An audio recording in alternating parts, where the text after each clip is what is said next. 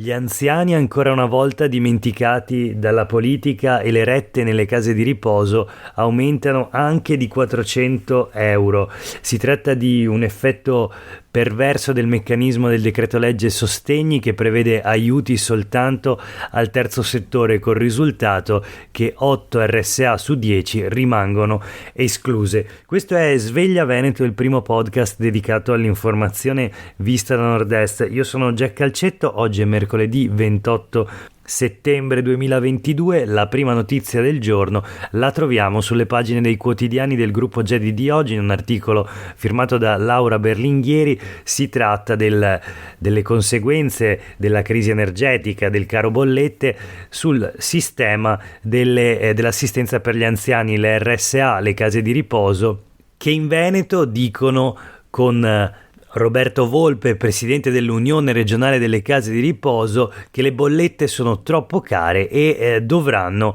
aumentare le rette.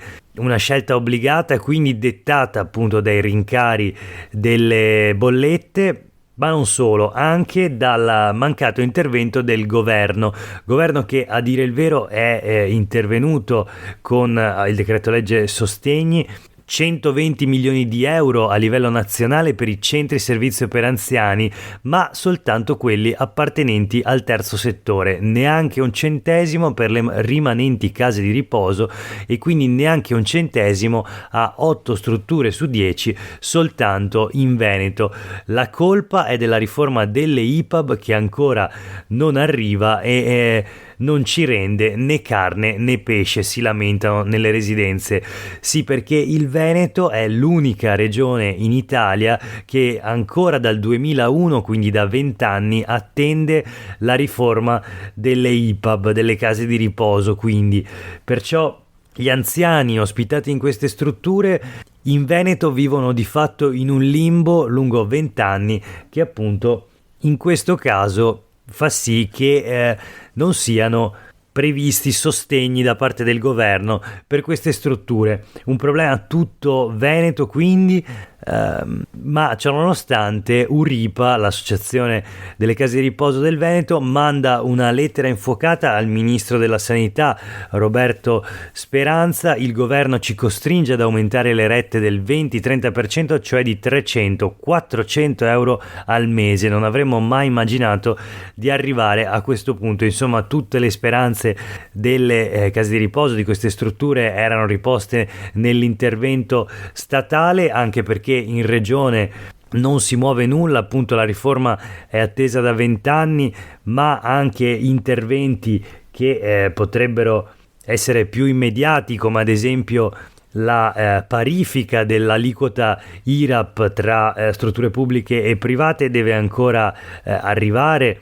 Di recente, tra l'altro, le impegnative di residenzialità sono state unificate in un'unica quota che prevede un leggero aumento per quelle che erano le impegnative di tipo B, a bassa intensità, ma una diminuzione di 4 euro giornalieri invece per le impegnative per i casi più gravi. Insomma, i conti delle case di riposo saltano. Le strutture per anziani sono 346 in tutto il Veneto, 150 pubbliche, 100 no profit e 41 private. Queste tutte escluse dalle risorse che invece sono riservate alle rimanenti 55, quelle del terzo settore. Corrispondono al 4% dei posti letto nelle residenze del Veneto orientale, al 12% del territorio dell'ULSS 3 Serenissima, il 6% del Bellunese, il 15% del Padovano e il 17% nel Trevigiano. Insomma, il governo ha disposto sostegni economici soltanto alle strutture con una determinata natura giuridica. Questo è un dramma sociale, di fatto decidendo che ci sono anziani e famiglie di serie A e famiglie di serie B. Questa è l'accusa dalle case di riposo del Veneto, una decisione immorale che viola palesemente i principi universalistici dell'assistenza su cui si radica la nostra Costituzione.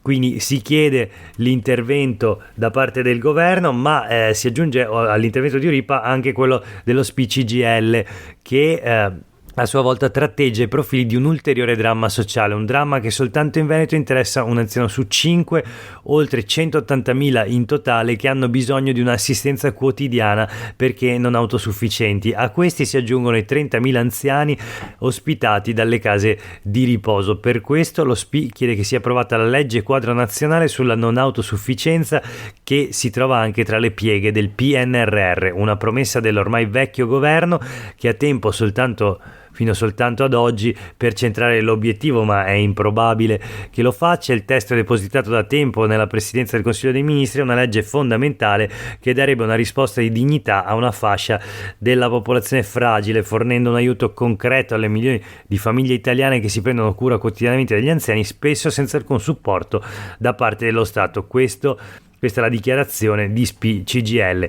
Se ne occuperà naturalmente il prossimo governo. Voltiamo pagina e parliamo di sport, perché in regione arrivano invece dal decreto aiuti 50 milioni di euro per lo sport veneto. Questo appunto quanto previsto dall'ultimo decreto del governo Draghi, rilanciare lo sport messo in ginocchio dalla pandemia con le palestre della salute, la galassia di società di calcio, rugby, pallavolo, basket, nuoto, scherma e hockey. Questo l'attacco dell'articolo di Albino Salmaso sui quotidiani del gruppo Gedi di oggi. Si parla delle risorse appunto statali per sostenere tutte le attività sportive alle prese con i rincari di gas ed energia. Si parla anche del piano quinquennale per lo sport del Veneto, approvato ieri dal Consiglio regionale, con l'approvazione anche di alcuni emendamenti da parte dell'opposizione, come quelli proposti dal Movimento 5 Stelle, che ha ottenuto il riconoscimento dei cammini veneti all'interno appunto del piano regionale per lo sport, accanto ai percorsi cicloturistici, per essere quindi valorizzati come meritano, e poi un emendamento relativo alle azioni di contrasto del doping. Il Consiglio regionale quindi ha approvato la proposta di prevedere il coinvolgimento delle scuole con iniziative di prevenzione e campagne di sensibilizzazione antidoping negli istituti scolastici di ogni ordine e grado. Questo per quanto riguarda la politica regionale, ma c'è anche in realtà un'intervista a Elena Donazzan sul Corriere del Veneto di oggi. Allora, l'intervista alla super vittoria di Fratelli d'Italia è anche merito mio, dice Donazzan, che naturalmente non era candidata alle elezioni politiche, essendo impegnata come assessore nella giunta veneta presieduta da Luca Zaia. La versione di Donazzan, che studia da governatore, questo è il titolo del Corriere del Veneto: l'esclusione dalle liste, l'ambizione di guidare la regione. Io fascista, dice Donazzan, sono nata libera e detesto le dittature, la storia della mia famiglia smonta gli stereotipi su di me. Insomma, una lunga intervista che il Corriere del Veneto dedica a quella che è una protagonista sicuramente della politica vicentina, ma anche bassanese più precisamente, ma anche regionale da parecchi anni. Chi è Elena Donazzan? Classe 1972, è uno degli esponenti storici della destra in Veneto, è assessore regionale da 18 anni, si occupa di lavoro e formazione.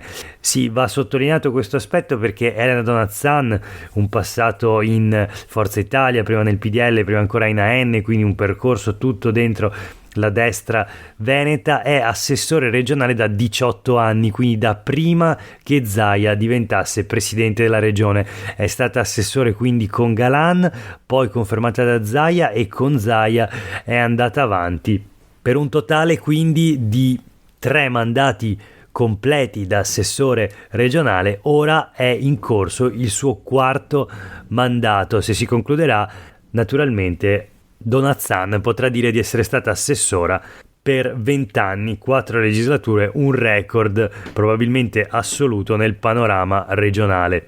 Del resto, da questo punto di vista, il Veneto è terra dei record. Siamo l'unica regione ad avere un presidente di regione attualmente alla 3ª legislatura consecutiva. un caso più unico che raro. Chiudiamo in ogni caso questa puntata di Sveglia Veneto con una notizia flash sul Covid, sì, perché sul Gazzettino leggiamo che riprendono i contagi, quindi Covid, la ripresa dei contagi, il titolo: raddoppio in una settimana. Veneto, ieri oltre 6.000 nuovi malati, risalgono anche i ricoveri in ospedale, da venerdì lo stop alle mascherine sui mezzi pubblici e negli ambulatori. Allarme anche per lo sport, il virus ha fatto crollare i tesserati, un bambino su 2 non pratica più. In questo pezzo appunto del Gazzettino firmato dal Davanzan c'è anche un richiamo alla questione del piano regionale dello sport approvato ieri appunto in Consiglio regionale, ma si parla soprattutto di Covid, tasso di positività che sale al 18,4%, era fino a pochi giorni fa il 15,2%, ma appunto tra pochi giorni scadrà l'obbligo di indossare la mascherina anti-Covid sugli autobus nella metropolitana e nei treni, ma anche dentro gli ospedali, gli ambulatori medici e le RSA, quindi le case di riposo. E perciò insomma si comincia a parlare di nuovo di coronavirus.